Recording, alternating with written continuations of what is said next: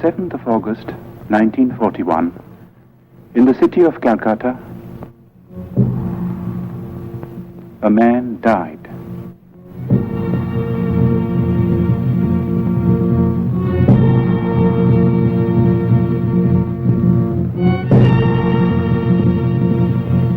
His mortal remains perished, but he left behind him a heritage which no fire could consume. It is a heritage of words and music and poetry, of ideas and of ideals, and it has the power to move us, to inspire us, today and in the days to come. We, who owe him so much, salute his memory.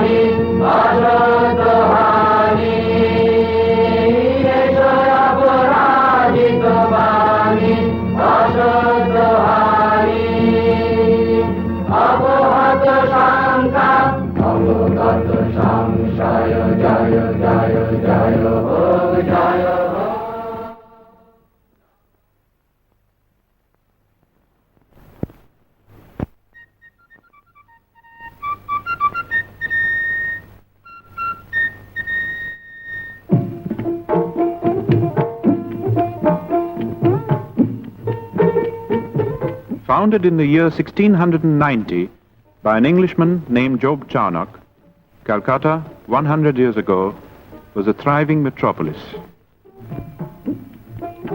Queen Victoria was proclaimed Empress of India in 1877. As the capital of India, Calcutta was the seat of the Queen's government.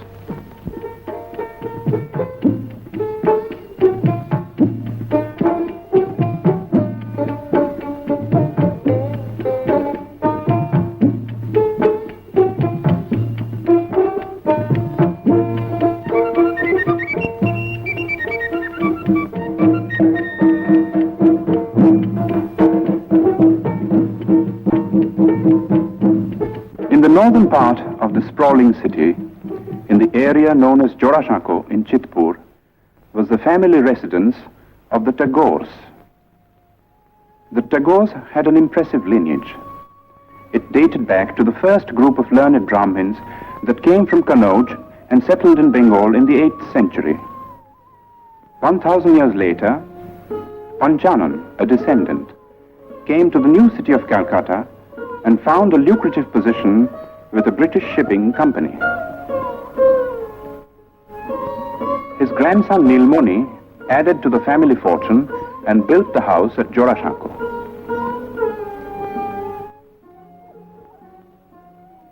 The peak was reached with Nilmoni's grandson, one of the most brilliant and colorful figures of the 19th century. Rabindranath Tagore combined cultured sophistication with a largeness of heart and a rare degree of business acumen. Coal, sugar, indigo, exports, banking, newspaper. There was no end to his enterprises, and he succeeded in all. If his earnings were fabulous, so were his spendings.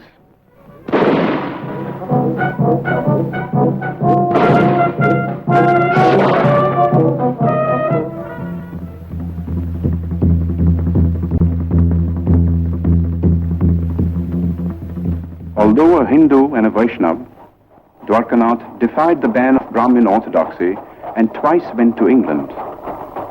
There he had an audience with Queen Victoria, discussions with Gladstone, and dinner with men like Dickens, Thackeray, and Max Muller.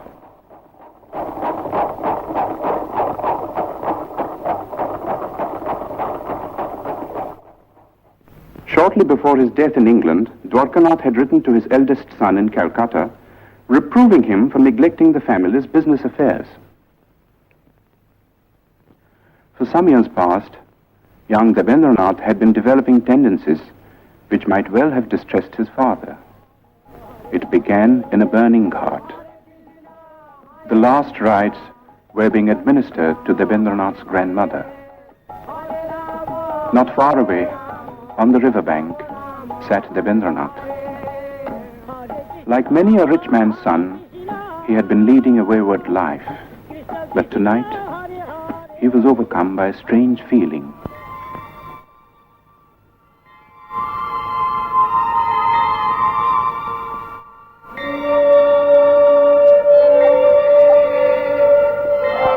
Worldly possessions seemed to lose their meaning for him. This led to a period of profound disquiet, followed by a ceaseless quest for the meaning of existence in the great source books of the East and West. He read the materialist philosophers of modern Europe, Locke, Hume, Bentham, and others, whose ideas were so much in vogue among the students of the time. Then he learned Sanskrit and read the Mahabharata. But peace of mind would not come until one day he chanced upon a torn page of a Sanskrit book. There was a sloka in it which said, "God is supreme and all-pervading. Enjoy by renunciation. Covet not another's wealth." This was a page of the Ishopanishad, edited by Raja Ram Mohan Rai. Ram Mohan had been a close friend of Dwarkanath's.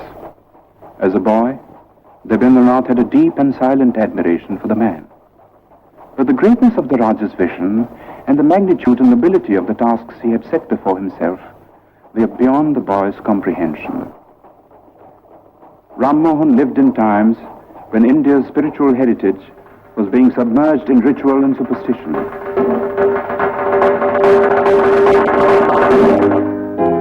While in the West, a whole new concept of humanity was emerging.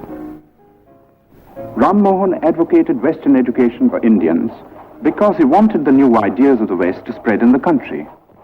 He also wanted that we should respect what was old and true in our own heritage.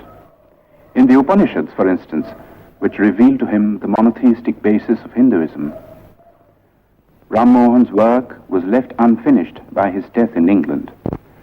But Rabindranath, inspired by the 2 lines of Sanskrit text, went on to prove himself to be the Raja's true spiritual son and heir.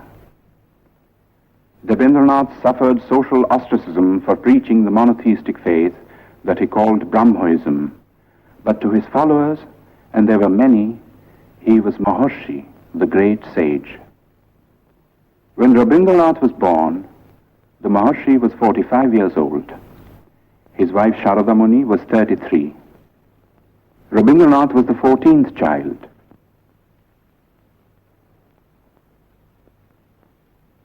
The eldest was Dijendranath, poet, philosopher, mathematician. Second son Satyendranath translated the Gita and Meghdut in Bengali verse and became the first Indian member of the Indian Civil Service. The fifth son Jyotirindranath was a born musician, translated Moliere and Sanskrit dramas into Bengali, and wrote and staged some of the most popular Bengali plays of his time. Among the daughters was Swarna Kumari, the first woman novelist and the first woman to edit a journal in India. Indeed, it was a household which hummed with artistic activity.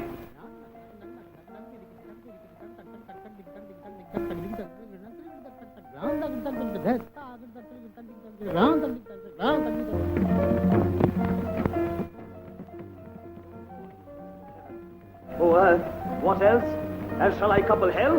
Oh, fie, hold my heart, and you, my sinews, grow not instant old, but bear me stiffly up. Remember thee? For Roby, the time hadn't yet come to participate in the activities of the elders. Going out in the street was forbidden too, and this was indeed a pity, for nothing seemed more fascinating to the boy than the world outside.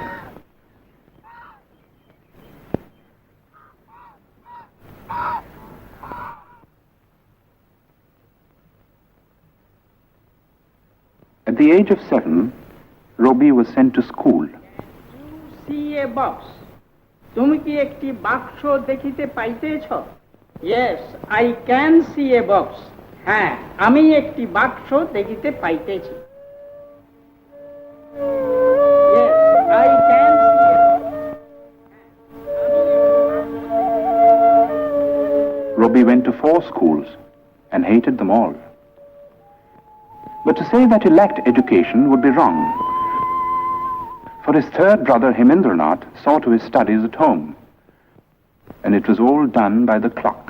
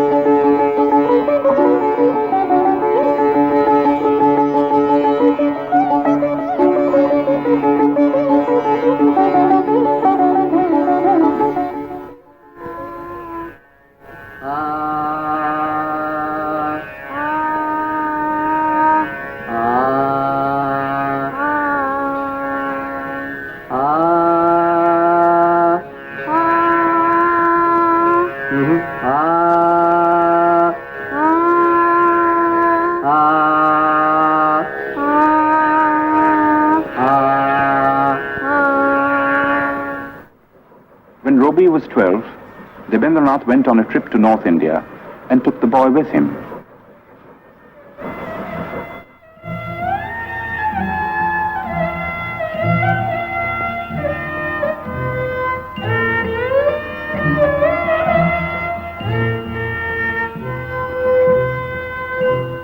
The last stop on a long tour was the rest house on Bakrota, the highest hill in the hill station of Dalhousie in the Punjab.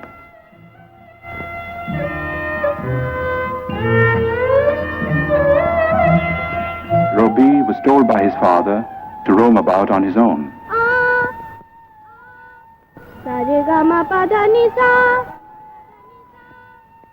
He was also taught to rise before the sun.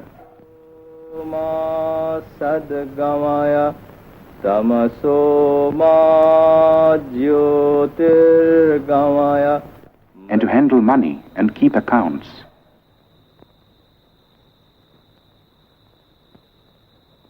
The days often ended with the boy singing devotional songs to his father.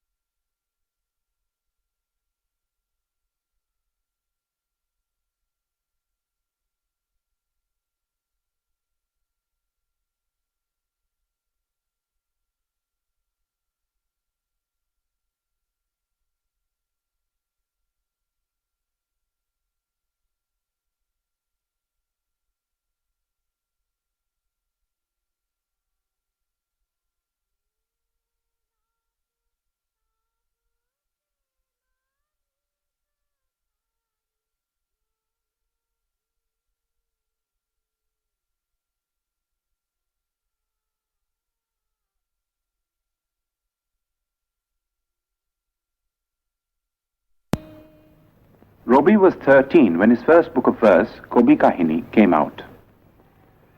When Robbie was 16, Rabindranath brought out a literary magazine called Bharati, and Robbie found an admirable platform for his literary activities. The essays included pieces on European poets like Dante and Petrarch, whose acquaintance Robbie had made in Ahmedabad, in the library of his elder brother Satyendranath. Satyendranath's wife, Ganadhanandini, who was staying in England with her 2 children, was a remarkable woman who had been persuaded by her husband to come out of orthodox seclusion.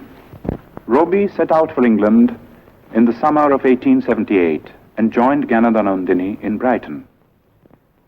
If the plan was to provide the boy with a proper education, it came to naught, for Robbie returned without completing his course of studies at the London University.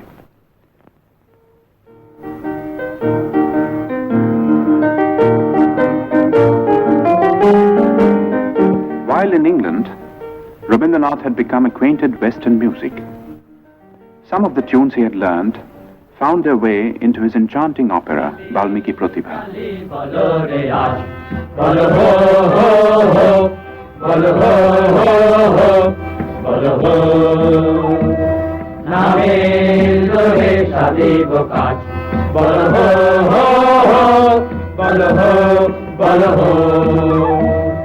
ওই ঘোর মাত্রকার নিত্য রঙ্গ মাঝারে ওই লক্ষ লক্ষ যক্ষ লক্ষ ঘের শ্যামারে ওই লক্ষ পট্ট কেশ অট্ট অট্ট হাসে রে হা হা হা হা হা আরে বল রে শ্যামা মায়ের জয় জয় জয় জয় জয় জয় জয় জয় জয় জয় আরে বল রে শ্যামা মায়ের জয় জয় জয় আরে বল.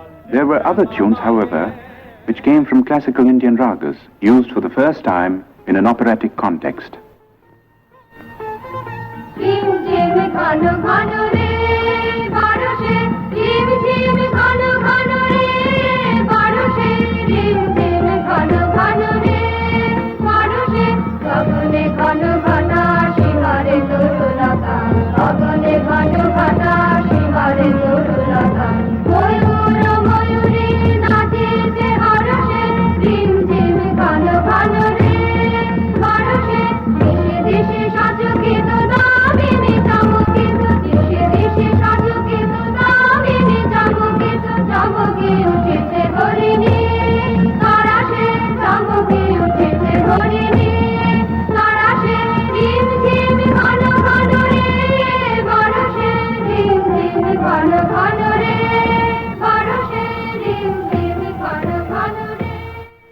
Valmiki Pratibha was staged in the Tagore residence with Rabindranath in the role of the bandit-turned-poet. The rest of the cast, too, was composed of members of the Tagore family, all gifted with varying degrees of talent for acting and music. Among those who saw and praised this performance was the greatest literary figure of the time, Bankim Chandra Chatterjee. A year later, when Rabindranath's Shanda Sangit was published, Bankim Chandra personally congratulated the poet and acknowledged his preeminence among the rising writers of the day. Of all the members of Robi's family, two were closest to his mind and heart. They were Jyotirindranath and his wife. Kadambari Devi was 2 years older than Robi. She was his best friend and severest critic. Robi lived with these two for a time in a house in Sadar Street in South Calcutta. One morning, a strange experience befell the poet.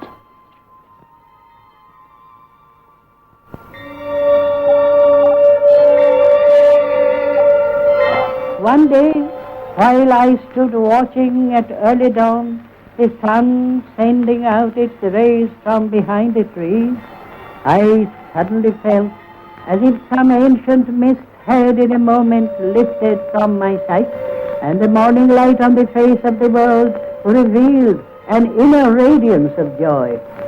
The poem I wrote on the first day of my surprise was named The Awakening of the Waterfalls.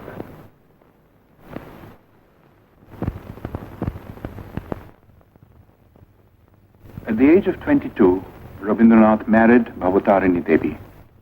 The old-fashioned name was later changed to Mrinalini. 2 months before the wedding, Rabindranath had received a letter from his father in which he was asked to prepare himself to look after the family estates. After a period of initial training in the estates offices in Calcutta, Rabindranath found himself in the very heart of rural Bengal, in the region around the river Padma. With a worldly wisdom unusual in a poet, but characteristic of the Tagores, Rabindranath in later life set about in a practical way to improve the lot of the poor peasants of his estates, and his varied work in this field is on record. But his own gain from this intimate contact with the fundamental aspects of life and nature, and the influence of this contact on his life and work, are beyond measure. Living mostly in his boat and watching life through the window, a whole new world of sights and sounds and feelings opened up before him.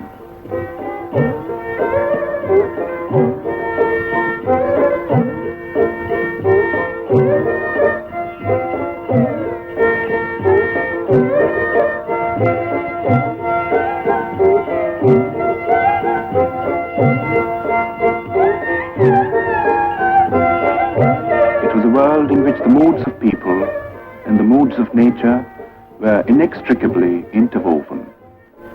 The people found room in a succession of great short stories, and nature in an outpouring of exquisite songs and poems. Dominant was the mood of the rains, exultant and terrible.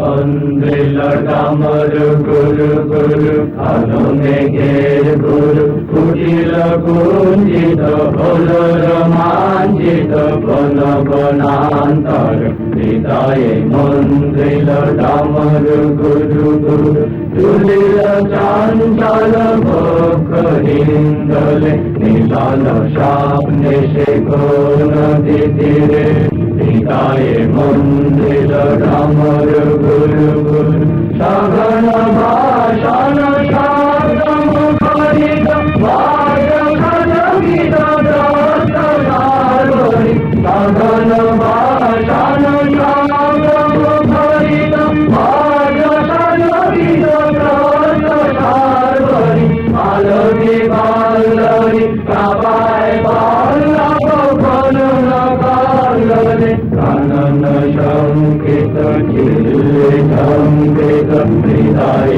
मंदिर डामर गुरु गुरु कालो मेघेर गुरु कुटिल कुंचित whole रोमांचित.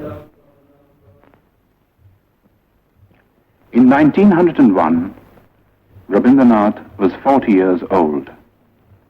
His already enormous output of poems and plays had been gathered in one big volume. It comprised 21 books and included Shonarturi, his first masterpiece.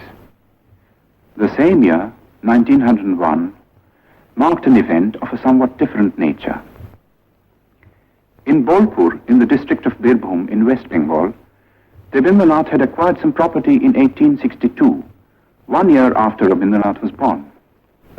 The property was made over to a board of trustees, and the deed specified that the place was to be used for meditation on the supreme formless being.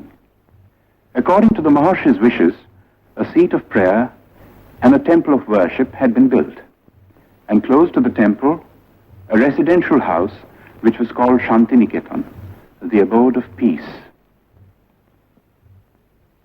Rabindranath had been worrying about the education of his children and had decided to start an experimental educational institution in Shantiniketan. It was to be a school, but not like the schools that had been the nightmare of his own childhood.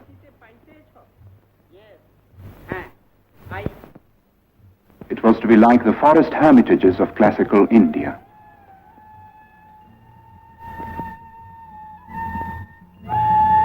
But to bring it into being was not an easy task. For one thing, it cost money. Rabindranath was obliged to sell, among other things, the copyright of his books. His wife added her bit by selling her wedding ornaments. 2 months after the school was opened, she was taken ill. 3 months later, at the age of 29, she died. For Rabindranath, it was the beginning of a series of personal tragedies. 9 months after his wife's death, his second daughter Renuka passed away. The hardest blow of all came 4 years later. Youngest son Shomindro took after his father in many ways. He was only 13 when he fell a victim to cholera. It was in the midst of these bereavements that Rabindranath participated in one of the greatest political upheavals in the history of India. In December 1903 was published the decision of India's Governor-General Lord Curzon to split up Bengal into 2 provinces. The idea was to create a separate province with a Muslim majority which would induce a rift between the two main religious groups and avert the possible growth of a united front against the government. But in proposing the partition, Curzon merely fanned the flame of patriotism that had been smoldering in the minds of certain visionaries all through the period of the Renaissance in Bengal. These men now came to the fore and led the millions to rise in protest.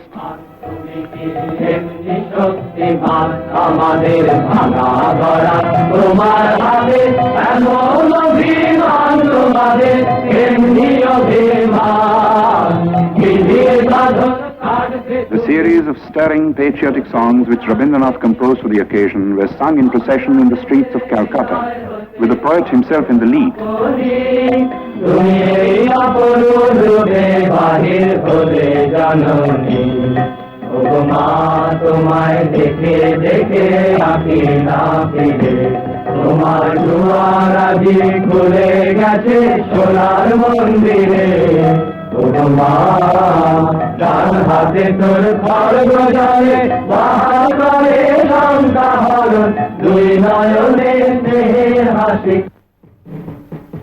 On October 16, 1905, the partition became an accomplished fact. In a form of protest that only a poet could conceive, Rabindranath turned the Black Day into a mass festival of Rakhi Bandhan, the tying of the band of friendship.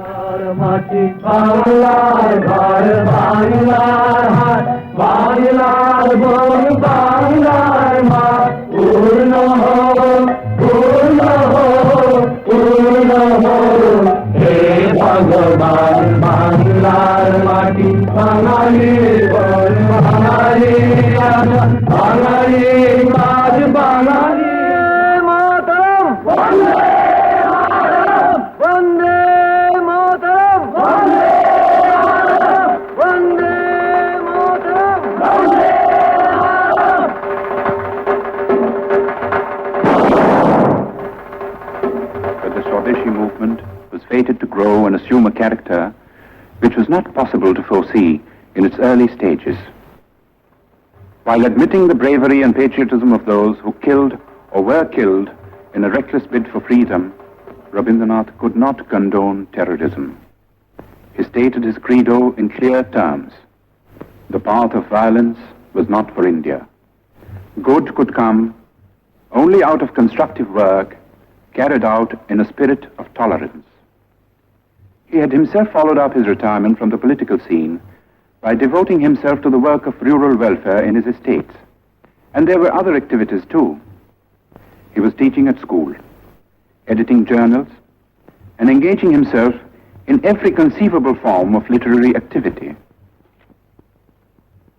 That his own countrymen now regarded him as their leading man of letters was proved by his 50th birthday celebrations in Calcutta.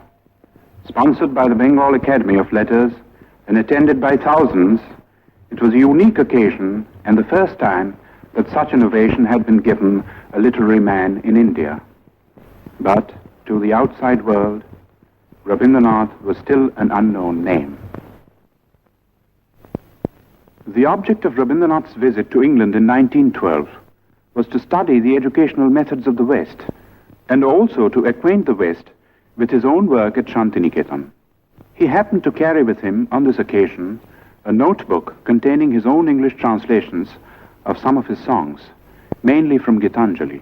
He showed these translations to the English painter William Rothenstein, who had met him on an earlier visit to India. Rothenstein was so impressed that he sent a copy of the translation to the well-known Irish poet Yeats. In introducing the poems to a gathering of English writers and intellectuals, Yeats said, "I know of no man in my time who has done anything in the English language to equal these lyrics. Even as I read them in this literal prose translations, they are exquisite in style and thought." Gitanjali was published in England in the same year. There has rarely been another instance of a poet gaining world fame in like manner. The Nobel Prize came in 1913 and the knighthood in 1915, while war was raging in Europe.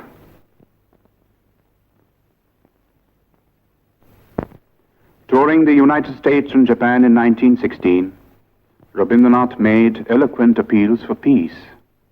He felt that world peace could only be achieved through intellectual cooperation between nations. He said, "The call has come to every individual in the present age to prepare himself and his surroundings for the dawn of a new era, when man shall discover his soul in the spiritual unity of all human beings." Pursuing this noble idea of international cooperation, Rabindranath gave the school at Shantiniketan a new status and a new name, Yatra Vishwam Bhavati Ekaniram, where the world becomes a single nest. This was the motto of the Vishwa Bharati. It was inaugurated on the 24th of December, philosopher Brajendranath Sheel presiding. Rabindranath made over the entire Nobel Prize money towards the building of this university. While peace had been restored in Europe, in India there was unrest. The Rowlatt Bill, designed to suppress all political movements, dashed India's hopes of gaining the self-government that the British rulers had kept promising through the war years.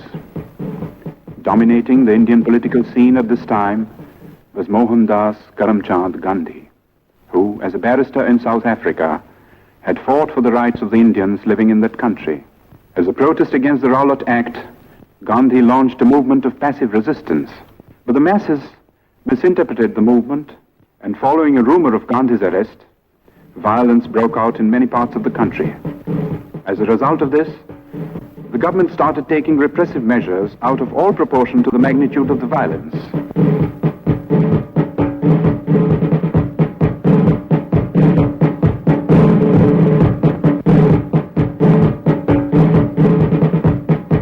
In the Punjab, martial law was declared.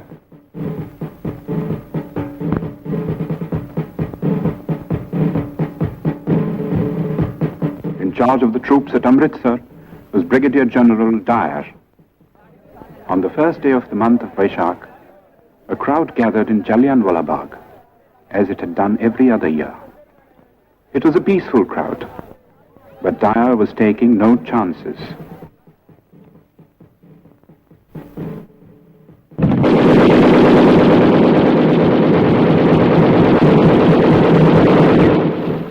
News of the Amritsar incident was suppressed by the government, but details filtered through to other parts of the country, and even to the abode of peace.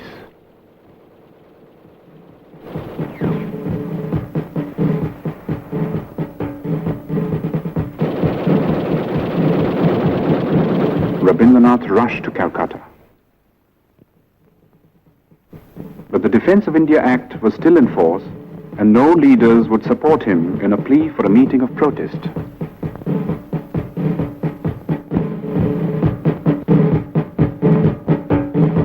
At 4 o'clock in the morning of May the 30th, Rabindranath finished writing a letter. It was addressed to the Viceroy.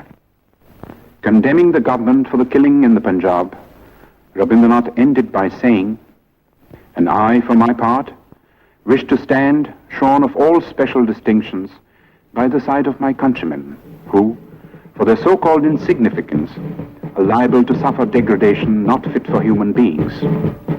And these are the reasons which have painfully compelled me to ask Your Excellency to relieve me of my title of knighthood."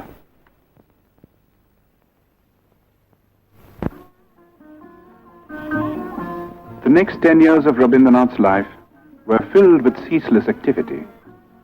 The urge to travel and the necessity to collect funds for his university took him to all parts of the world, and the West, as much as the East, welcomed him with open arms.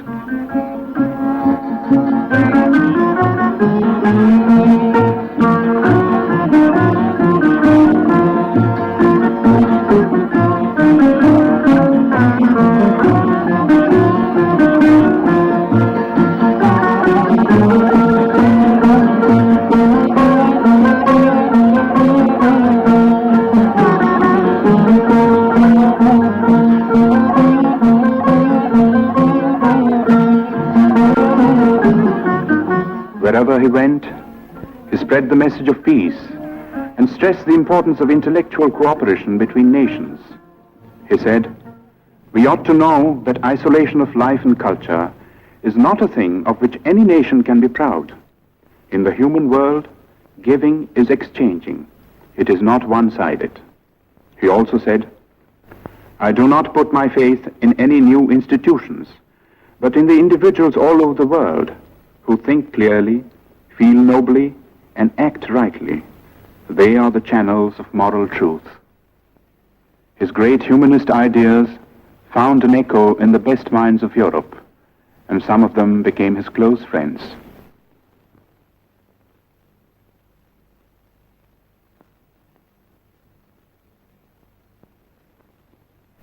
In the meanwhile, the institution at Shantiniketan had come a long way from its modest beginnings. Its scope for studies had greatly increased. There was Kalabhavan for the study of painting, under masters like Nandulal Bose.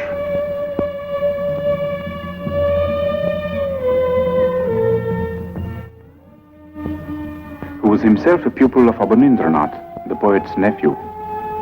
The Sangeet Bhavan, which neglected no branch of Indian music, had also grown under Dinendranath, another nephew of the poet. Special provisions were made for conducting Oriental studies, and scholars came from all over the world, stayed to lecture, for research, to exchange ideas.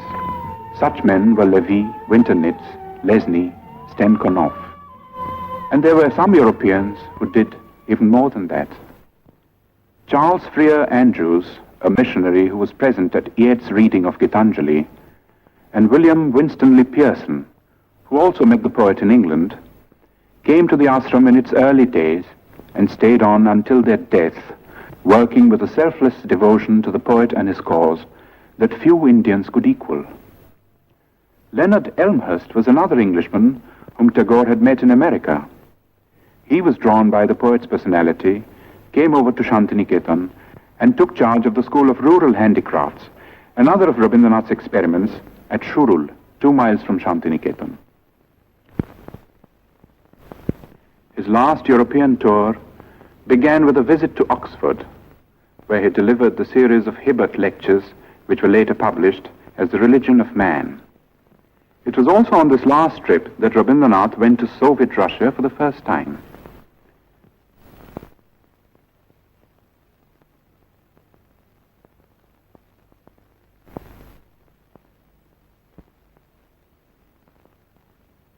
On the eve of his departure from Moscow, he told his hosts, "You have recognized the truth that in extirpating all social evils, one has to go to the root, and the only way to it is through education." In Russia, as well as in other countries that he visited on this tour, Rabindranath held exhibitions of his paintings. At the age of 70, Rabindranath had found a new outlet for his creative urge. It was astonishing the way it started.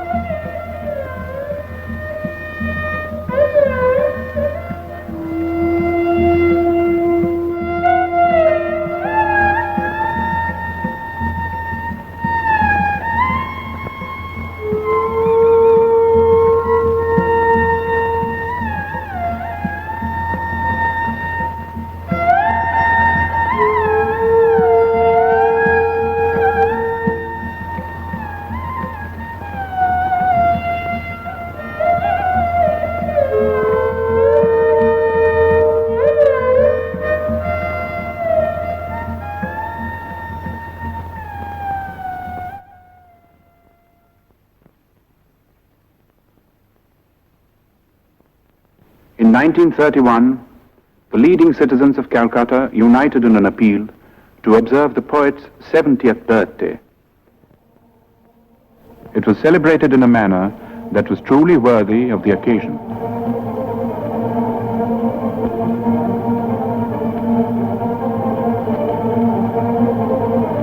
The Golden Book of Tagore was a testimony to the love and reverence that the intellectuals of the world bore for Rabindranath.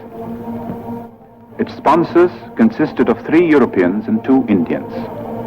There was Romain Rolland from France, Albert Einstein from Germany, the poet Kostas Palamas from Greece. The Indians consisted of the scientist Jagadish Chandra Bose, who had been the poet's closest friend for 40 years. The other Indian was Mahatma Gandhi.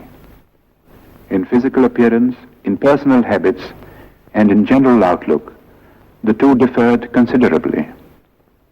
At several moments of crisis in India's political history, the two had disagreed over the course of action, but these were on the surface.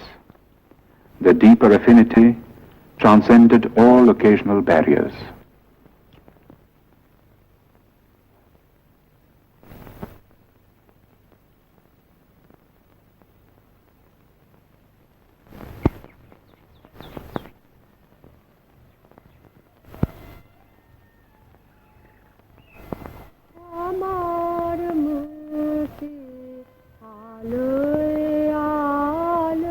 The last years of the poet's life were spent largely in his beloved Shantiniketan.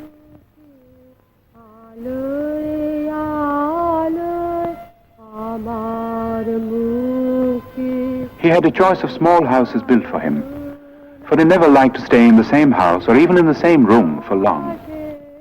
It was, in a way, symbolic of the refusal to get into a rut which marked his whole life. In his writings, he was now producing some of his most striking, original, and mature works, and these included textbooks and nonsense rhymes for children, not an unusual occupation for someone who had loved and understood children so well and done so much to mold them for a better future.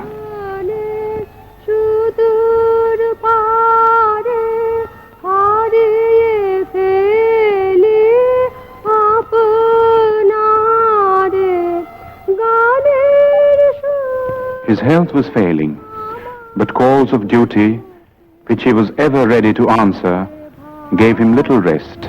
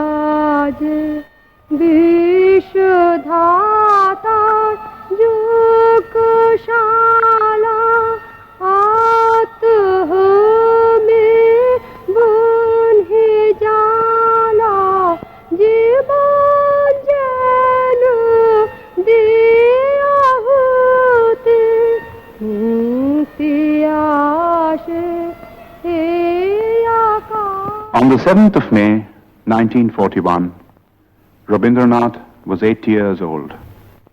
3 months later, he was to leave Shantiniketan, never to return.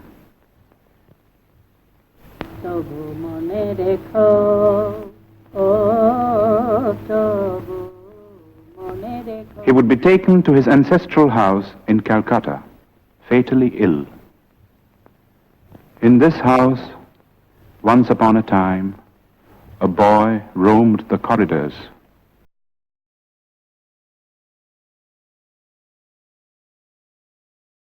आई चले तबु मने रेखो.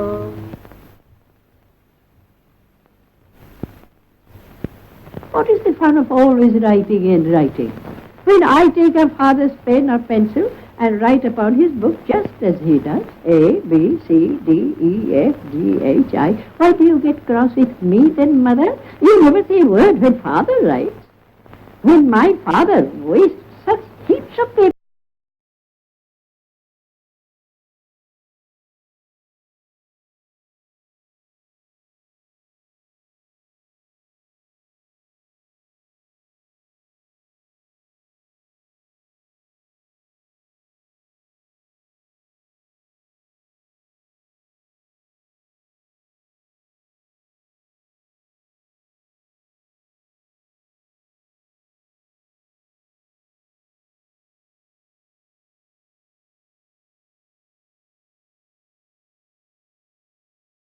একদিন যদি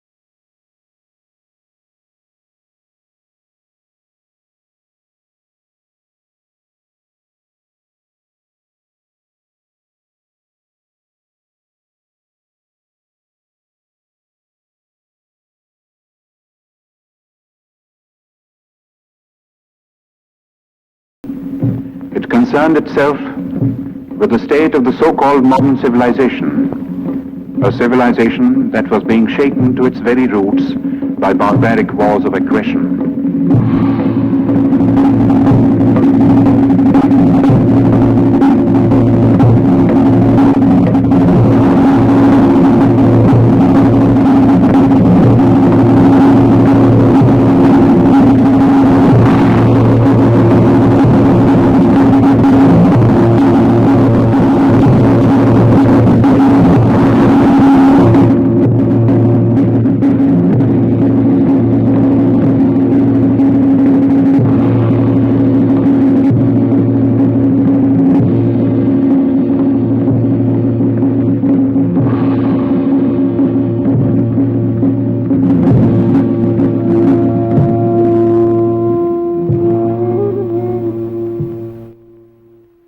In the course of this message, Rabindranath said, I had at one time believed that the springs of civilization would issue out of the heart of Europe.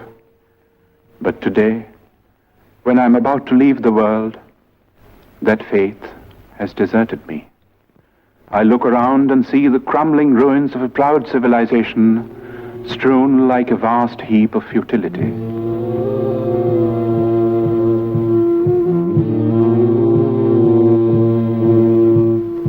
And yet, I shall not commit the grievous sin of losing faith in man. I shall look forward to a new dawn, to a new chapter in history, when the Holocaust will end and the air will be rendered clean with the spirit of service and sacrifice. Perhaps the dawn will come from this horizon, from the east, where the sun rises. On that day, will unvanquished man retrace his path of conquest, surmounting all barriers to win back his lost human heritage.